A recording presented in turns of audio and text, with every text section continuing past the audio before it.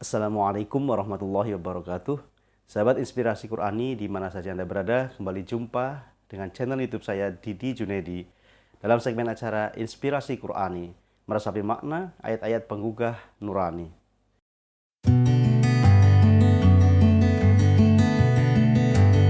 Sahabat Inspirasi Qurani yang berbahagia, pada kesempatan video kali ini saya akan menjelaskan satu tema, yaitu tentang buah takwa, solusi dan rezeki.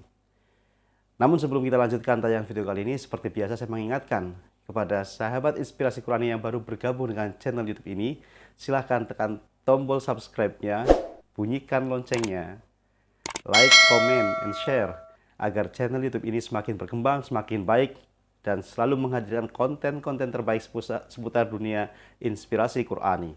Dan sahabat Inspirasi Qurani tidak tertinggal satu video pun. Baik, sahabat Inspirasi Qurani yang berbahagia, mari kita mulai kajian kita tentang buah takwa, solusi, dan rezeki. Di dalam Quran surah At-Tolak ayat 2 dan 3, Allah Subhanahu wa taala menjelaskan, A'udzubillahi minasyaitonirrajim, Bismillahirrahmanirrahim. Wa may yattaqillaha yaj'al lahu makhraja wa yarzuqhu min haitsu la yahtasib. Terkait dengan ayat kedua dan tiga surah At-Talaq ini, Abdullah ibnu Abbas, sepupu Rasulullah Shallallahu Alaihi Wasallam, putra dari Abbas bin Abdul Muthalib, yang pernah didoakan oleh Rasulullah secara khusus, Allahumma faqihhu fid din wa 'allimhu ta'wil. Ya Allah, berikanlah pemahaman kepada Ibnu Abbas ini tentang agama dan ajarkanlah kepadanya at-ta'wil ay at-tafsir. Nah, ketika menafsirkan ayat ini, Ibnu Abbas radhiyallahu anhu, sebagaimana dikutip oleh Imam Jalaluddin As-Suyuti dalam tafsirnya Ad-Durrul Mansur fi Tafsiril Ma'thur, menjelaskan bahwa yang dimaksud dengan makhraja adalah solusi atas segala persoalan. Yang pertama adalah persoalan duniawi. Yang kedua adalah pertolongan di saat menghadapi sakaratul maut atau ketika mendapatkan ajal, ya, atau kematian. Yang ketiga adalah pertolongan di saat datangnya hari kiamat yang begitu dahsyat. Ya. Ini keterangan dari Ibnu Abbas radhiyallahu anhu yang dikutip oleh Imam Jalaluddin As-Suyuti dalam At-Tafsir Durrul Mansur fi Tafsiril Ma'thur. Sahabat Inspirasi Qur'an yang berbahagia, adapun tentang ayat yang ketiga, yakni wa yarzuqhu min haitsu la yahtasib, itu dipahami atau ditafsiri oleh Imam Al-Qurtubi dalam tafsirnya Al-Jami' li Ahkamil Qur'an, adalah rezeki yang tidak pernah diprediksi sebelumnya. Sedangkan menurut Ibnu Uyainah, sebagaimana dikutip oleh Imam Qurtubi juga dalam tafsirnya, yang disebut dengan yarzuqhu min haitsu la yahtasib adalah keberkahan dalam rizkinya.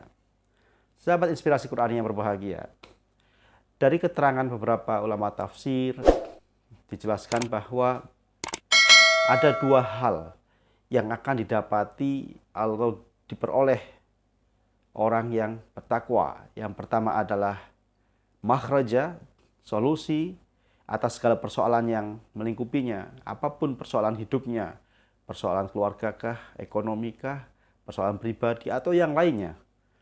Itu janji Allah. Jadi orang yang bertakwa itu dijamin oleh Allah akan mendapatkan makhraja atau solusi atas segala persoalannya. Yang kedua, orang-orang yang bertakwa itu mendapatkan bonus, ya, berupa yarzuqhu min haitsu la yahtasib, diberikan rizki dari jalan yang tidak disangka-sangka, tidak diduga-duga, dan tidak pernah diprediksi sebelumnya. Nah, sahabat Inspirasi Qur'an yang berbahagia, jadi itulah parameter yang bisa dilihat dari orang-orang yang bertakwa. Ketika dia mendapatkan suatu persoalan hidup, ujian, cobaan, apapun itu, maka dia akan mendapatkan solusinya yang langsung Allah hadirkan karena tingkat ketakwaannya. Kemudian yang kedua adalah di samping diberikan jalan keluar atau solusi dari setiap persoalan, ada rezeki yang Allah hadirkan secara tak terduga, tak pernah disangka, dan tidak pernah diprediksi sebelumnya. Nah, sahabat inspirasi Quran yang berbahagia, memang benar bahwa ada 3 misteri ilahi yang menjadi semacam tabir gaib yang ada dalam diri kita. Yang pertama adalah rezeki, yang kedua adalah jodoh, yang ketiga adalah ajal. Nah, 3 hal yang merupakan hak prerogatif ini dari Allah ya, maksudnya hak prerogatif Allah ini bukan berarti tidak bisa diikhtiari, tidak bisa diusahakan. Rezeki misalnya, setiap orang sudah ditentukan rezekinya, tetapi kemudian Allah memberikan ruang, gerak, kesempatan untuk ikhtiar maksimal untuk mendapatkan rezeki terbaiknya dan yang terberkah tentunya. Nah, sehingga tidak benar kalau ada orang mengatakan secara pasrah bongkoan ya, bahwa ya sudahlah, mungkin sudah ditakdirkan sebagai orang miskin, ya udah ya begini aja kehidupan saya itu. Nah, ini nggak benar, karena Allah menghadirkan rezeki kepada siapapun sesuai dengan tingkat usahanya. Al-ajru biqadri ta'ab. Upah atau hasil itu jadi payah sesuai dengan ya tingkat usahanya, kerja kerasnya. Allah akan menghargai setiap ikhtiar, setiap tetes keringat yang diteteskan oleh orang-orang atau hamba-hambanya itu akan diganjar dengan ya rezeki, dengan kebaikan dan lain sebagainya. Sehingga tugas kita adalah ikhtiar maksimal. Yang kedua, jodoh. Jodoh yang disebut sebagai misteri ilahi juga sudah Allah tentukan, tetapi tentu ada ikhtiar yang harus dilakukan. Nah, meskipun nanti hasil akhir Allah yang menentukan, tapi ada usaha yang harus kita lakukan. Ajal pun demikian. Ajal itu sudah ditetapkan oleh Allah, tetapi bukan berarti kita menerima pasrah bongkoan begitu saja. Ketika kita sedang sakit misalnya, harus ada ikhtiar untuk berobat.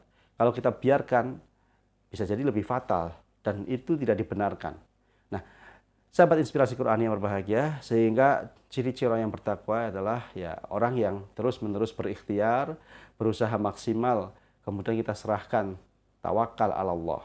Wa may yatawakkal 'alallahi fahuwa hasbuh. Siapa yang bertawakal kepada Allah, maka Allah akan mencukupkan baginya segala kebutuhannya. Sahabat inspirasi Quran yang berbahagia, inilah buah takwa yang kami maksud dalam tayangan kali ini. Ada 2 hal yang akan didapatkan oleh orang yang takwa. Yang pertama adalah solusi atas setiap persoalan yang sedang menimpanya. Yang kedua adalah rizki yang tidak pernah diprediksi sebelumnya. Mudah-mudahan kita termasuk orang-orang yang mendapatkan 2 hal tadi, tapi dengan syarat kita harus bertakwa kepada Allah Subhanahu wa taala.